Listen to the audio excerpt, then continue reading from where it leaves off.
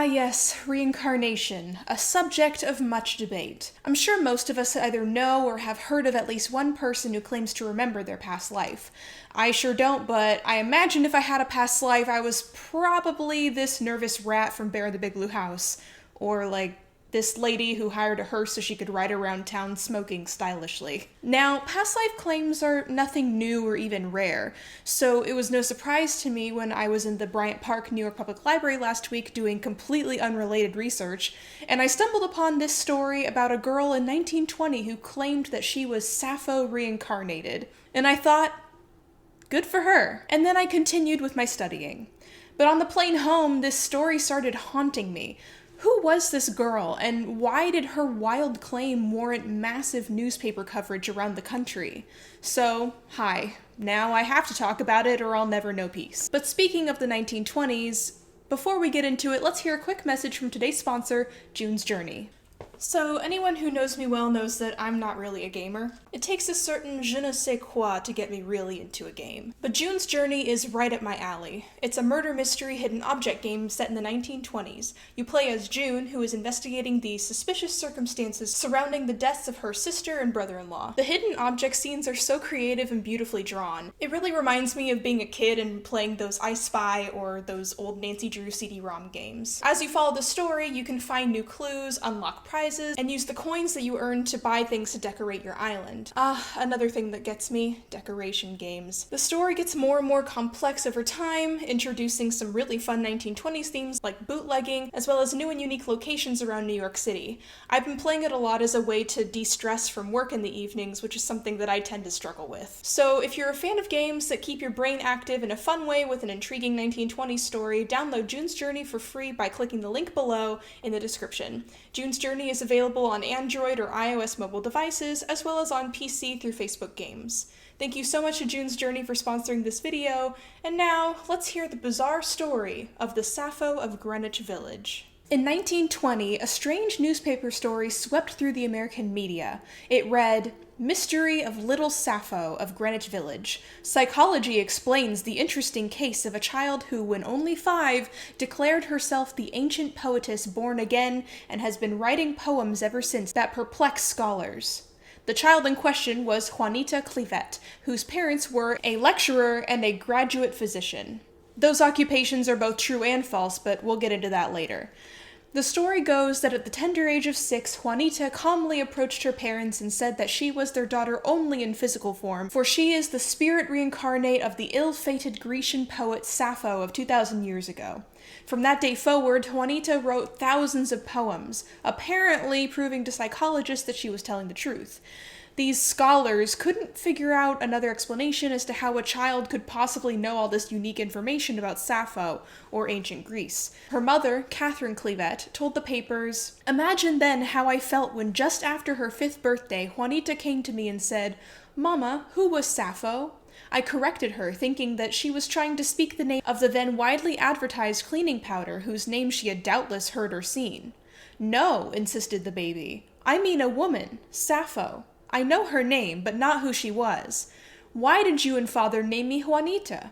I should have been called Sappho, for that is who I really am. I remember another name now, Phaon. I know that I loved him, and I think that I killed myself because he did not love me.'" Bookmark that thought for later. Juanita leans heavily on the Phaon thing. She continues, "I was a great poetess, I was Sappho, and what I write now is what I remember of that time. I saw my body beneath the sea where I had leaped because Phaon did not love me, and I wrote of it. By the time I am 24, I will be united with Phaon, but not here. It will be in another world where he will give me all the love he has denied me centuries ago, and after that I will never come back to this earth. Oy vey." The article then interviews a psychologist who says, "Little Juanita is most probably absolutely sincere and truthful in her contention that she is Sappho come into being once more.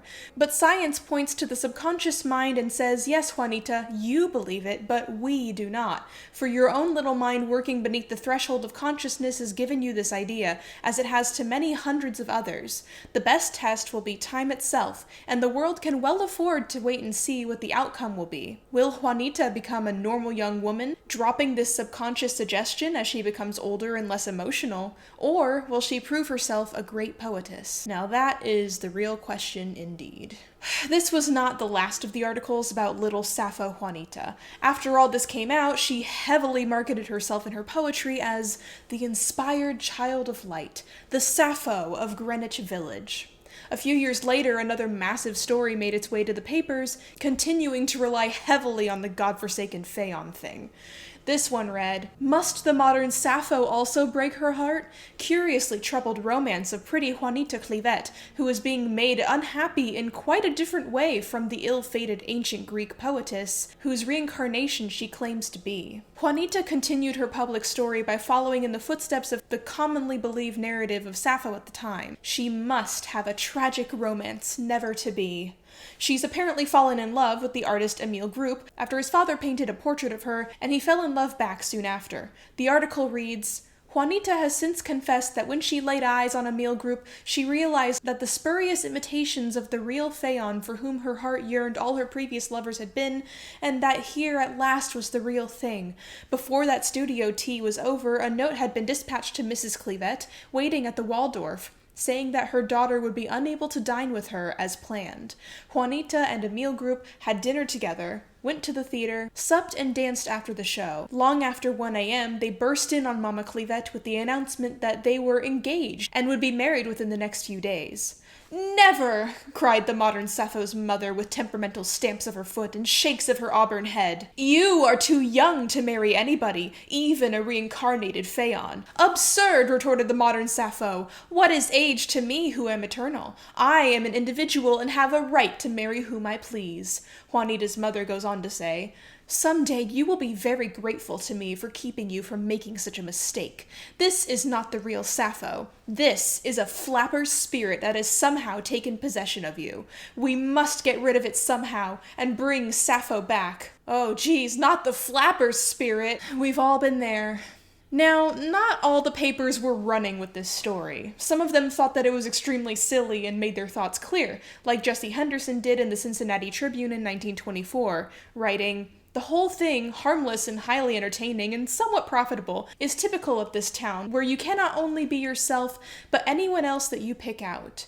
There is only one fly in Sappho's ointment. Someone else down the street claims to be Sappho also, and wears a truckload of Greek amulets as proof. But fortunately for the drawing power of both these lyricists, neither Cleopatra nor the Queen of Sheba has yet moved into the village." But time to address the extremely obvious elephant in the room here. This whole thing was a money-making scam. So, unfortunately, not a whole lot out there on the extra details of Juanita's life. But I've managed to piece some things together that gives more context to the whole Sappho racket. Juanita was born in 1907 to Merton and Catherine Clivette. Merton was born Merton Clive Cook in 1868 in Portage, Wisconsin, and here's where the biggest obvious factoid comes in. He was a vaudeville performer, magician, painter, psychic, palmist, tightrope walker, knife juggler, poet, political activist, and writer. Talk about a resume there. Catherine was a stage performer, and together they traveled the country as the psychic duo, the Man in Black and the Veiled Prophetess. Merton performed with Houdini once and was constantly reinventing and declaring himself the best, insert whatever he was doing at the moment here, in the world. After Juanita was born, the family settled in Greenwich Village, New York City, and Merton continued his painting and opened up a multi-purpose store in the same building that they lived in on 1 Sheridan Square. It's no longer there, unfortunately. It was the art mecca where he sold his paintings, the Bazaar de Junk where he sold random antiques and curiosities to which he attached highly romantic and grandiose fake histories, and the Soul Light Shrine, which, who even knows what that was, but it cost 25 cents to get in, which is about $4.50 today, so it can't have been too incredible. Ever since Juanita was a child, she clearly displayed incredible writing skills. It's purported that she wrote thousands of poems during the whole Sappho thing and beyond, and a lot of them were honestly pretty good. She was part of various popular writing groups and held many salons, rising to fame as one of the most popular bohemians in the village. Because of her fame as the Sappho of Greenwich Village, Juanita often held poetry readings at 1 Sheridan Square, which also helped drive business for Merton's Art and Antiques. Even before Juanita and her parents concocted the whole Sappho lie, the Clivettes were beginning to gain some notoriety for their imaginativeness? For instance, one night in 1919, a group of slummers from uptown Manhattan came to visit the Bazaar de Junk. You see, back then, Greenwich Village wasn't yet the expensive posh area that it is today. And in New York City in particular, there was an activity that middle and upper class people would engage in called slumming, where they would go to the poorer neighborhoods and visit the dirty and salacious bars and clubs as a sort of tourism. Gross, I know. The slummers in question this time were newspaper cartoonist Oscar Cesare, his wife, and historian Bill Vanderweed. Catherine took them down to the Soul Light Shrine and, of course, started rattling off some completely ass-over-cheeks buck-wild story. Catherine pointed to some holes in the ceiling and said, get ready for this, "Those were slave holes. In the olden days, slaves were dropped down through those holes and kept in bondage in this very cellar. See those chairs fastened to ancient staples in the walls? Those chains prove the historic fact that this house was once a slave market." She also pointed to some random paintings and claimed that they were originals by old masters like Van Dyck, Bouguereau, Turner, and Constable. Cesare, thinking that this was a hilarious joke, asked if they had any Michelangelos laying around loose. And Catherine was like, "Oh, man, such a shame. We have several, but we just put them in storage. Whoops." The comedy of it all was beginning to wear off. Catherine led them out of the basement shrine with the note that General Washington and his generals used to meet and plan their greatest campaigns in here. Merton added, "Nathaniel Hawthorne and Edgar Allan Poe were but two of the many literary lights who used to frequent the bar that once occupied the room in which we are now standing. Thomas Paine, author of The Age of Reason, lived in the attic upstairs, and O. Henry wrote most of his stories here also." Of course, now this was too far. Like the slave thing wasn't, because Bill Vanderweed was the president of the Thomas Paine National Historical Association, and he said, "Would it interest you to know that this house wasn't built until after Paine died?" To which Cesare's wife added, "I lived in the same house with O. Henry from the day I was born until he died. He never lived in Greenwich Village." This is where things turned into a rabid shouting match, because the Clivettes just didn't know when to quit. When the local patrolman arrived, he said that all he could hear was the cries of all the Clivettes, who were yelling so tremendously that even Greenwich Village began to button on clothes and run to the scene. The Clivettes actually likely gained some business from this encounter, as their reputations became comedic news fodder. On October 5th, 1919, the New York Times wrote, "Clivette, character extraordinary and Munchausen plenipotentiary, will sell you in his store something straight out of Balzac, anything from the salt cellar that Robespierre used in his last meal, to a preserved icicle brought by Parry from the North Pole. Past the bon mot is the modern of this corner. Here nothing is true but debts." And debts for sure. The family was looking for their next big move, and while Merton already had a reputation, his young daughter Juanita did not. So the family built and promoted the Sappho Reincarnated hoax with Juanita as the subject. The year was 1920 after all, and an eccentric, almost mystic woman was just what the public wanted to see, and picking Sappho for her past life wasn't random either. It was an extremely well-calculated choice, albeit one full of holes. By the 1920s, the historical understanding of Sappho in the eyes of the general public had gone through a lot of incarnations. It was generally understood that she loved women and was definitely most widely seen as a representation of sapphic love, hence the words sapphic and lesbian.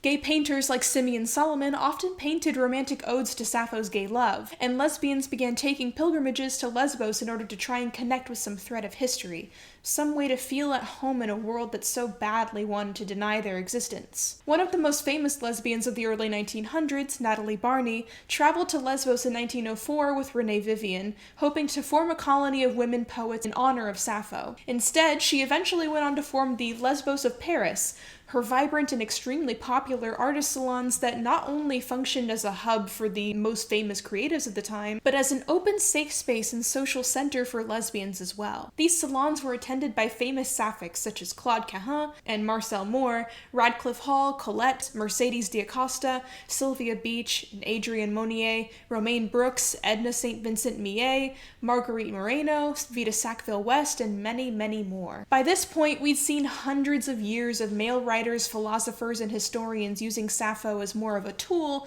than a real person. Most famously, Ovid fictionalized her as a has-been poet and ugly old woman who falls madly in love with, say it with me, me, Phaon the boatman, so much so that she renounces her love of women and throws herself off a cliff into the sea for her love of him. This story became so popular that many people even took it as fact, because over time, the facts have a tendency to become blurred. The unfortunate truth is, Sappho was a prime subject to be tampered with by history because we actually don't know much about her at all. All we know for a fact is a small portion of the poems she wrote, where and when she lived, and that she ran a girls' school for poetry. Beyond that, it's all educated guesses and theories. We can infer a lot from her poems, but knowing that she was paid to write many of them does make the lines of how much they represent her as a person a bit blurrier, and, in my opinion, makes it a bit useless to debate the truths of who she was as a person. We're so used to upholding Sappho as the original hero of gay love for women that we rarely question how useful it actually is to have a hero we know so little about. Although, her ambiguousness probably makes her a perfect blank canvas to be a community hero in the first place. When her being is so vague, you can project anything onto her. So therefore, she can just as easily be anything else too. In the end, the debate ceases to be about Sappho herself, and more about the icon of Sappho, the character of her. And there's a lot we can do tangibly with that, because the whole Phaon thing is one of the most egregious lies pushed about Sappho. Time and time again, male writers would try to rework Sappho in a disgraceful, tragic, heterosexual romantic light, not to pretend that she was never gay, but instead utilizing heterosexuality in order to further punish her. Part of this goes back to some historical confusion that dates all the way back to only a few hundred years after Sappho died. There were apparently two Sapphos on Lesbos, the noble poetess and a courtesan/sex worker with a very bad reputation. Somewhere along the line, it seems, the two Sapphos merged in memory. So, as a result, we have a very mixed history of one Sappho who was both a highly respected and talented poet, and a disgusting, ugly woman that everyone thinks is a wild slut. These stories written later on about Sappho reflect this misconception, like the incredibly famous one by Alphonse Daudet, in which a young man, Jean Gossin, loses his position in society after being seduced by Fanny Legrand, aka Sappho, a woman with a notorious reputation for sleeping around. This story was later adapted into a controversial play by Clyde Fitch in 1899, which made Sappho the main character and cast actress Olga Nethersole as the part. As the play toured around, it stirred up extreme reactions from both the public and various anti-vice groups, and by the time it arrived in New York in 1900, it had all blown way out of proportion as these vice groups tried to suppress it on moral grounds. 5 days after the play opened, Olga, the leading man, and her manager were all arrested under the penal code, which read, "A public nuisance is a crime against the order and economy of the state, and consists in unlawfully doing an act or omitting to perform a duty which act of mission annoys, injures, or endangers the comfort, repose, health, or safety of any considerable number of persons, or offends public decency." The case went to a highly publicized trial where the grand jury read the following indictment, and, prepare yourself for this one because it's wild. The said Olga Nethersole, Hamilton Revell, Marcus R. Mayer, being persons of wicked and depraved mind and disposition, and not regarding the common duties of morality and decency, but contriving and wickedly intending to debauch and corrupt the morals as well of youth as of divers and other persons, on the 20th day of February the year 1900, at Wallack's Theatre, unlawfully did commit a public nuisance by unlawfully doing an act which offended public decency, and did unlawfully, wickedly, and scandalously exhibit, for gain, divers indecent, lewd, filthy, bawdy, and obscene representations, practices, performances, and evil conversation. And the said Olga Nethersole and the said Hamilton Revell and divers and other persons did then and there, in a certain entertainment of the stage, commonly called Sappho, in a lewd, indecent, obscene, filthy, scandalous, and disgusting manner, make divers lewd, indecent, and filthy, scandalous, and disgusting motions, and assume lewd, indecent, obscene, filthy, scandalous postures and attitudes, and repeat and utter indecent, obscene, filthy, scandalous, and disgusting words and conversations, all of which grievously offended public decency, and which were all so filthy, nasty, corruptingly obscene and disgusting that a more particular description thereof is not fit to be set down in these allegations or spread upon the records of this honorable court. Oh, wow, okay. Remember, this play was actually not even that obscene by Victorian standards, and the only issue here was that the main character was a woman who had a child out of wedlock. But at this time, New York vice groups were collectively losing their minds trying to control the morals of the city, so it's actually not shocking that this play caused such a stir. In the end, poor Olga Nethersole had a nervous breakdown, and the case against Sappho fell apart completely as it had no real grounds to stand on. But for all she suffered, Olga earned a lot of support from the ordeal, and this whole thing had a hand in reinvigorating the myth of Sappho in the public consciousness. It's no wonder, then, that Juanita, Merton, and Catherine Clivette chose Sappho as the subject of their reincarnation hoax. She'd already proven to be a profitable vessel to occupy media attention. Juanita's father died in 1931, and her mother went on to continue an active career operating the Greenwich Village Historical Society. Hopefully with more historical honesty than she had while operating the fucking Bazaar de Junk. And as an activist fighting against unjust convictions, particularly when it came to women and promiscuity. This seemingly progressiveness on the part of Catherine Clivette makes it all the more strange when I came across Juanita's name while researching something for a future video, the Broadway Brevities. Without going into too much detail, because it will be a future video after all, Broadway Brevities was a horrible, nasty, disgusting gossip magazine that ran from 1919 to roughly 1933 when it was banned from newspaper stands. Brevities was focused mainly on sensationalist, homophobic content, and also had its fair share of aggressively racist content as well, although unfortunately, that's not why it was banned. As I was looking through various Brevities covers, I noticed that a few of them had a highlighted promo for an internal article or story with a familiar name, Swinging Wide, The Woman's Angle, by Juanita Clivette.